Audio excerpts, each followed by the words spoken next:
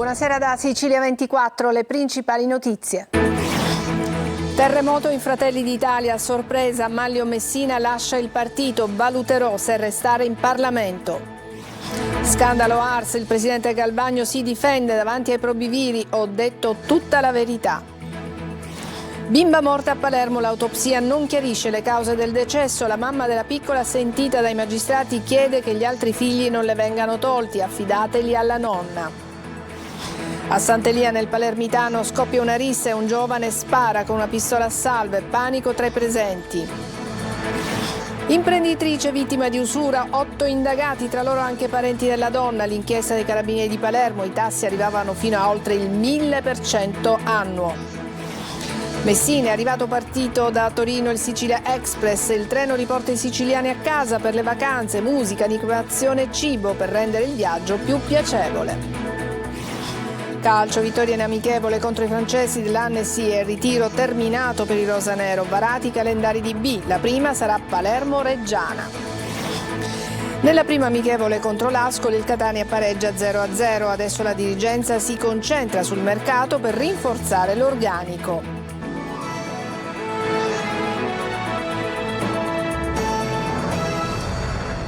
Bentrovati, a sorpresa Manlio Messina lascia il partito Fratelli d'Italia ed è un terremoto politico. Messina si riserva la decisione di interrompere anche il suo mandato parlamentare, l'inattesa mossa nel giorno dell'audizione del presidente dell'Ars davanti ai probiviri di Fratelli d'Italia Galvagno. Sentiamo Roberta Lunghi. Comunico la mia decisione di lasciare il partito Fratelli d'Italia e di rassegnare le dimissioni dal gruppo parlamentare.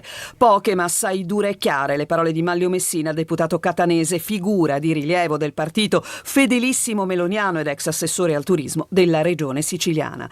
Un fulmine a ciel sereno anche se, visto l'impeto e l'assoluto no comment del deputato alla richiesta di una dichiarazione, di sereno sembra esserci solo il modo di dire. La questione poi appare nella sua gravità quando Messina, che non aderirà ad altri partiti né ora né in futuro, prosegue la sua comunicazione con un contenuto ancora più pesante. Nei prossimi giorni, si legge nella nota, valuterò con senso di responsabilità se proseguire il mio mandato parlamentare continuando a sostenere il presidente Meloni e il suo governo oppure se concludere anticipatamente questa esperienza lasciando anche il ruolo da deputato. La nota si chiude in modo laconico, parla della politica come di un'esperienza intensa che ha rappresentato la sua passione e il suo impegno autentico a cui ha dedicato gran parte della vita. Tutto accade nei giorni caldi di inizio del processo politico davanti ai probiviri del partito, al presidente dell'Ars Galvagno e all'assessore Amata, altre due importanti figure di Fratelli d'Italia in Sicilia, indagati per corruzione in un'inchiesta che nasce, come hanno spiegato i magistrati di Palermo, dagli approfondimenti sulla partecipazione della regione siciliana al Festival di Cannes. Ed è proprio così, ha deposto davanti al collegio dei probiviri di Fratelli d'Italia il presidente dell'Ars Gaetano Galvagno, si è presentato con i suoi avvocati, ha spiegato il suo punto di vista sull'indagine che lo coinvolge. Sentiamo Manlio Viola. Si difende davanti al tribunale del suo partito, ritiene di aver chiarito ogni cosa, poi attacca la campagna mediatica al centro della quale non c'è soltanto lui, ma sostiene l'intenzione di far del male a Fratelli d'Italia. Può riassumersi così l'audizione di Gaetano Galvagno davanti ai probiviri del suo partito. Oggi l'organismo di garanzia di Fratelli d'Italia ha ascoltato tanto il presidente dell'Ars quanto l'assessore al turismo Elvira Amata sui due filoni della medesima inchiesta che li vede coinvolti e per i quali la Amata ha ricevuto 2 settimane fa circa l'avviso di conclusione indagini, mentre Galvagno lo ha avuto notificato soltanto ieri. Il presidente dell'Assemblea regionale siciliana si è presentato con gli avvocati davanti al tribunale interno del partito. Lo fa sapere lui stesso. È stato un confronto puntuale e rigoroso, dice, a cui hanno partecipato e sono anche intervenuti i miei difensori di fiducia, gli avvocati Ninni Reina e Antonia Lopresti, in cui ho esposto i fatti oggetto degli approfondimenti investigativi, sostiene, dopo un incontro di poco più di un'ora. Ho raccontato, continua, ogni verità senza tralasciare alcun dettaglio, dissipando quei dubbi legittimi frutto anche di una campagna mediatica che ha cercato in maniera sistemica di nuocere non solo a me ma anche all'immagine del mio partito, aggiunge il presidente. Galvagno punta sulle utilità personali uscite dall'indagine, sulla spiegazione dei 2 episodi di presunta corruzione e sulla scarsa chiarezza del regolamento dell'ARS per spiegare l'uso ritenuto distorto dell'auto blu in ben 50 casi. Il resto starà alle valutazioni dei probi viri. E adesso il caso della piccola Maria. È stata eseguita l'autopsia sul corpo della bambina, la piccola è morta a Palermo, ma non chiarisce se a causare il decesso sia stata l'ingestione di benzina. Intanto sono stati ascoltati anche i suoi genitori dai magistrati. Sentiamo Roberta Lunghi. Per sapere se la piccola Maria, morta sabato scorso all'ospedale Bucchieri La Ferla a Palermo, sia deceduta per avere ingerito benzina, bisognerà attendere l'esito degli esami istologici, visto che la causa non emerge dai primi esiti dell'autopsia eseguita all'Istituto di Medicina Legale del Policlinico e nemmeno dalla TAC e dalla risonanza magnetica, che non chiariscono appunto il mistero sulla morte. L'11enne era stata portata in ospedale in gravissime condizioni dalla madre che, insieme al compagno e il padre della bimba, sono stati sentiti dal tribunale per i minorenni, che dovrà stabilire se mantenere i fratellini della piccola nelle comunità alloggio dove sono stati portati la notte della tragedia. Su questo punto la donna ha chiesto che quantomeno i bambini siano affidati alla nonna materna, che ha una casa grande e accogliente. Il tribunale si è riservato la decisione. La madre di Maria e il compagno hanno poi chiarito il fatto che la sera della tragedia solo l'uomo non fosse in casa e che la donna, che ha 31 anni e 4 figli, avrebbe portato la bimba in ospedale, forse aiutata da un vicino di casa. È stato inoltre nominato un consulente che dovrà fare accertamenti sul telefono della mamma, che sabato sera avrebbe anche cercato di soccorrere la bimba affetta da una grave disabilità e da crisi epilettiche. Le escoriazioni al collo della piccola notate in ospedale sarebbero proprio state provocate dalla madre nel tentativo di aiutare la figlia a respirare. Schianto fatale nell'Agrigentino tra un'auto e una moto. L'incidente stradale mortale è avvenuto all'ingresso di Ribera. La vittima è un motociclista, Giuseppe Gudemi, 47 anni. A Sant'Elia, nel Palermitano, sparatorio durante una serata di movida, scoppia una rissa e un giovane spara con una pistola a salve. Paura tra i presenti. Abbiamo avuto, dice il sentore, che stavamo per assistere a una tragedia. Marco Gullà. Il panico, la gente che scappa, i colpi di pistola a salve, il fuggi generale. Siamo a Sant'Elia, frazione di Santa Flavia, nel Palermitano, un nuovo episodio di violenza che per dinamica riconduce anche a quello che è successo a Monreale 3 mesi fa. Per fortuna le conseguenze non sono le stesse. Un ragazzo ha riportato lesioni sparse su tutto il corpo, per lui una prognosi di 30 giorni. Sembrava una tranquilla serata estiva in questa strada, popolata da ragazzi e turisti. Forse però per un bicchiere di troppo o una parola fuori posto è esplosa la violenza. Scoppia una rissa in cui sono rimasti coinvolti diversi ragazzi, uno dei quali, un 28enne, avrebbe impugnato una pistola a salve e sparato almeno 2 volte. Il panico, come vediamo in questo video, girato da uno dei presenti. Almeno 2 li abbiamo sentiti, perché poi ognuno di noi siamo scappati dentro casa e può capire la confusione che c'era qui. Avete avuto paura? Diciamo che abbastanza, perché avevamo la prima intenzione cercare tutti i bambini che qui di solito sono liberi di giocare, perché essendo zona pedonale non passano macchine, non passano motori, quindi comunque i bambini erano fuori che giocavano, chi con la palla, chi con la bici, chi magari si siede in spiaggia. E quindi la prima cosa è stato di recuperare tutti i bambini che avevamo in giro, e tutti abbiamo preso anche bambini di altre persone per darci una mano tra di noi. I carabinieri hanno già individuato il protagonista del nuovo episodio di mala movida. È un giovane di 28 anni che al momento è stato deferito per rissa. Ha detto di aver sparato per difendersi dall'aggressione. Da chiarire ancora il momento e da individuare gli altri protagonisti della rissa. È stato arrestato in Germania un 29enne somalo accusato di avere sequestrato e torturato migranti e di aver ucciso anche un bimbo suo connazionale accoltellandolo alla gola, perché si sarebbe ribellato al tentativo di violenza sessuale che l'uomo intendeva filmare per indurre i familiari a versare denaro per la sua liberazione. Le investigazioni coordinate dalla DDA di Palermo sono scaturite dalla denuncia di un cittadino somalo giunto a Lampedusa nel 2023. Una imprenditrice vittima di usura, 8 le persone indagate e tra loro ci sono anche dei parenti della donna. L'indagine dei carabinieri nel Palermitano, i tassi arrivavano fino a oltre il 1000% annuo. Orazio Longo. Parenti e guardati, mutuando un vecchio adagio, un'imprenditrice di Termini Imerese in provincia di Palermo è stata vittima di usurai, tra loro anche alcuni insospettabili familiari, uno zio e un cugino. Le indagini si sono sviluppate tra il settembre 2022 e l'agosto 2024 e hanno permesso di individuare una fitta rete di soggetti, appunto insospettabili, almeno dalla vittima, che concedevano prestiti a tassi usurari compresi tra il 60 e il 1029% all'anno. La donna doveva fare fronte a debiti pregressi ed è entrata in un circolo vizioso che non le ha lasciato scampo. 2 degli 8 indagati sono fratelli napoletani e uno di loro è già detenuto per altri reati.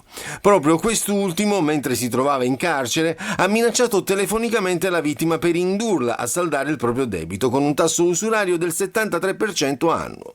L'altro fratello libero ha minacciato l'imprenditrice di impossessarsi di 2 sue auto. Nelle indagini sono coinvolti anche uno zio e un cugino della vittima. Questi, approfittando dello stato di necessità in cui versava la loro congiunta, le hanno elargito un prestito di 10.000 euro, facendole credere che il denaro provenisse da pericolosi usurai del Messinese, che volevano restituita la somma con tassi di interessi pari al 60% annuo, ma in realtà gli usurai erano proprio i suoi parenti. Dopo l'interrogatorio davanti al GIP sono state emesse 8 misure cautelari con obbligo di presentazione alla polizia giudiziaria con accuse a vario titolo di usura e tentata estorsione. Minacciato di morte mentre cercava di riportare ordine al pronto soccorso. Si tratta del sindaco di Canicattì, nell'Agrigentino, Davide Sardo. Aggressione verbale con minacce di morte contro il sindaco di Canicattì, Vincenzo Corbo. Il primo cittadino era intervenuto per sedare una rissa nel pronto soccorso dell'ospedale della città. Violenta la reazione di un uomo di 28 anni che si è messo a urlare: se non te ne vai ti taglio la gola. Dopo l'ennesimo gesto di violenza, il prefetto Salvatore Caccamo ha convocato il comitato per l'ordine e la sicurezza pubblica. Presenti i vertici di polizia, carabinieri e guardia di finanza. Continuo sulla mia strada, anche perché dico non sono solo, io ho dalla mia parte non solo i cittadini ma tutta l'istituzione, per cui ringrazio tutto quello che realmente oggi è stato fatto, continuerà a fare, per cui ho chiesto effettivamente, come tu dicevi, più controlli nel nostro territorio, ma ci saranno anche dei controlli nel più breve tempo possibile, anche perché Canicattì è abbastanza attenzionata da parte di chi in questo momento a livello provinciale ha l'ordine e la sicurezza pubblica. Dalla riunione è arrivata una risposta concreta: più vigilanza e più prevenzione. In un clima che resta teso arriva un segnale chiaro: lo Stato c'è e continuerà a esserci al fianco di chi amministra in una realtà non facile. Non ci sono elementi per dire che la strage di Via D'Amelio sia collegata all'indagine mafia appalti e inoltre non c'è stata una cattiva gestione dell'indagine. Sia Falcone che Borsellino, ha detto l'ex procuratore di Palermo Giancarlo Caselli alla Commissione Nazionale Antimafia, sono stati uccisi per una vendetta postuma di Cosa Nostra che li riteneva i suoi peggiori nemici. Adesso una breve pausa, ci vediamo tra poco.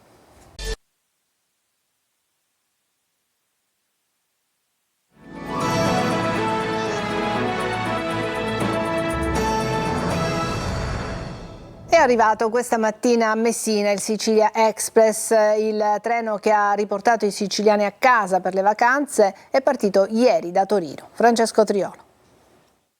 DJ set, aperitivo, ci hanno dato dei bicchieri di vino, c'era musica, gente che ballava, è stato molto bello, molto bello. Musica e cibo in chiave siciliana, così il viaggio è durato meno.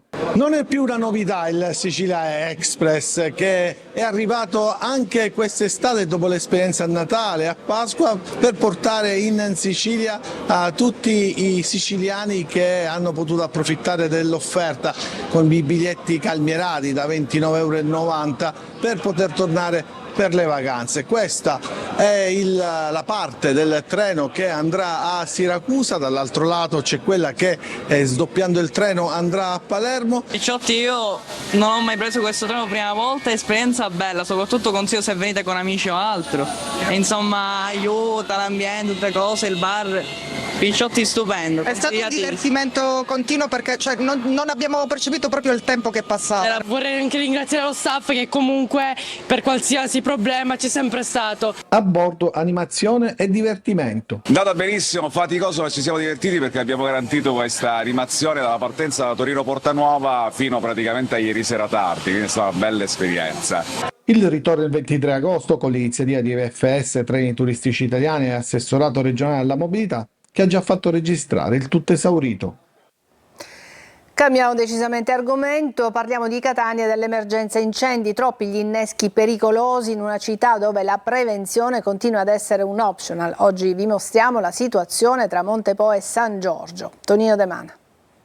L'emergenza incendi non è solo figlia della mano folle dell'uomo o della casualità alias autocombustione, ma è dovuta, originata ed alimentata dalla scarsa prevenzione. Mentre Catania si lecca le ferite e conta i danni per l'infernale giornata vissuta martedì con focolai sparsi che si sono protratti fino a ieri, interi quartieri della città continuano ad essere a rischio, con la vegetazione incolta a ridosso di abitazioni, garage ed attività commerciali. Ecco le condizioni della stradale Cravone che da Montepo collega San Giorgio, Rovi ed Erbasecca sono ovunque e basta poco per innescare altri roghi. Da diverso tempo vengono fatte segnalazioni agli organi competenti ed anche a noi al numero di WhatsApp 342 74 55 005. Analoghe scene a Montepo dove distese incolte rappresentano pericolosi inneschi. Per dovere di cronaca a volte si tratta di terreni privati e quindi lo scerbamento, specie su strada comunale, richiede farraginosi passaggi burocratici con l'ente chiamato ad intervenire per poi rivalersi sul privato. E gli incendi di sterpaglie, lo abbiamo visto,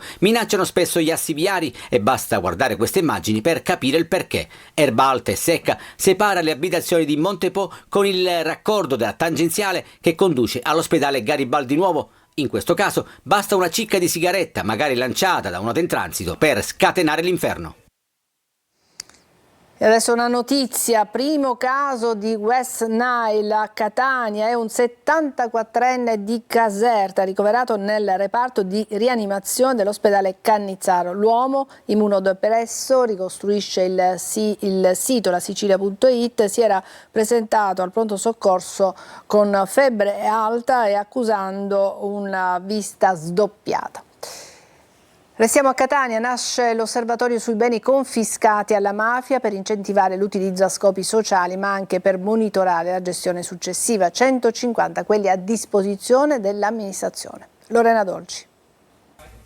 C'è un supermercato confiscato alla famiglia Santa Paola e ristrutturato con fondi europei che diventerà un supermercato per famiglie meno abbienti. Oppure il chiosco bar che l'associazione Talitacum di Librino trasformerà in un centro contro la dispersione scolastica. Sono solo alcuni esempi del riutilizzo sociale dei beni confiscati, con una mafia sempre più imprenditoriale che non solo uccide e minaccia ma soprattutto investe, è lo strumento più efficace. Catania ha istituito l'osservatorio comunale sui beni confiscati alla mafia, 150 quelli disponibili. Nei giorni scorsi la prima riunione con i rappresentanti del terzo settore, enti e associazioni, con l'obiettivo di riassegnarli alla comunità sotto forma di servizi. Possono essere servizi per i giovani, possono essere servizi contro la lotta alla dispersione scolastica, a favore delle donne vittime di violenza. Noi stessi abbiamo tanti progetti in cantiere anche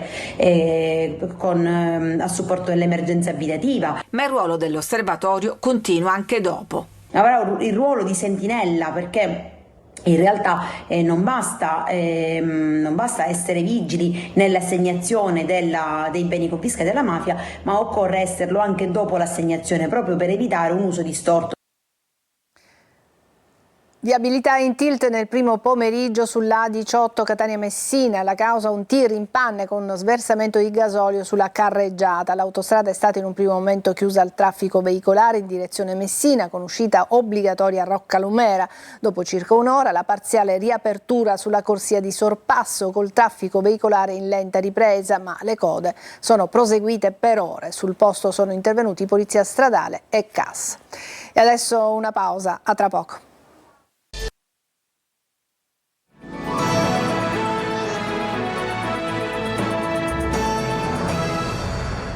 Eccoci al calcio, vittoria inamichevole per il Palermo e ritiro terminato. Intanto sono stati varati i calendari di B, la prima sarà Palermo-Reggiana. Marco Cullà.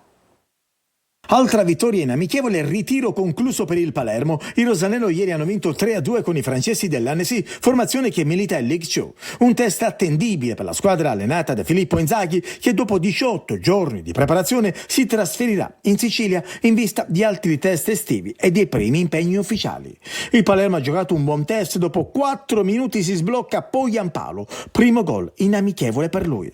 Il raddoppio porta la firma di Segre, bravo a farsi trovare pronto di testa. Nella ripresa poi arrivano i gol dei francesi che pareggiano temporaneamente, ma è l'Eduaron a riportare avanti i rosanero nel finale di match.